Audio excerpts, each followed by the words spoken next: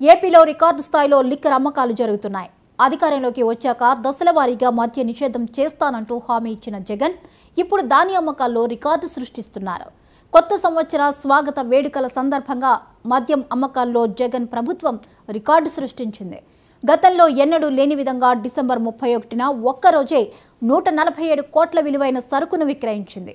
2022 December 31న మొత్తం 142 కోట్ల విలువైన మద్యం అమ్మగా ఈసారి అప్పటికంటే 5 కోట్ల విలువైన మద్యాన్ని అదనంగా విక్రయించింది.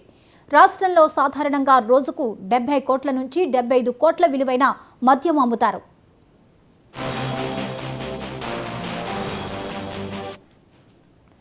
ప్రభుత్వ మద్యం దుకాణాలు, బార్లు, క్లబ్బుల్లో నిర్దేశిత సమయం కంటే అదనంగా 3 గంటల పాటు విక్రయాలకు అనుమతినివ్వడం వల్ల మొత్తంగా 14 గంటల పాటు మద్యం అమ్మారు. గంటకు సగటున 10.50 కోట్ల విలువైన సరుకును విక్రయించారు. మొత్తంగా 1.51 లక్షల కేసుల IML, 67,000 కేసుల బీరు అమ్మారు. ప్రభుత్వ మద్యం దుకాణాల్లో 137 కోట్లు, బార్లు, క్లబ్బుల్లో 10 కోట్ల విలువైన మద్యం విక్రయించారు.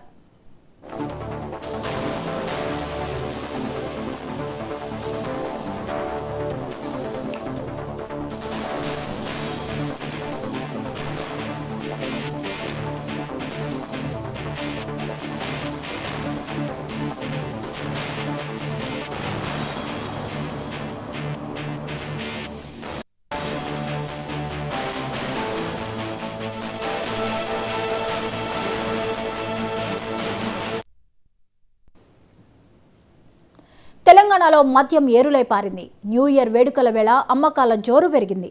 6 రోజుల్లోనే 1000 కోట్లకు పైగా మద్యం అమ్మకాలు జరిగినట్లు సమాచారం. డిసెంబర్ 28 నుంచి 31 వరకు సుమారు 771 కోట్లకు పైగా ఖజానాకు చేరినట్లు ఎక్సైజ్ ఉన్నతాధికారులు తెలిపారు. డిసెంబర్ 30న ఒక్కరోజు అత్యధికంగా 313 కోట్లు, 31న 150 కోట్లకు పైగా మద్యం అమ్మకాలు జరిగాయి.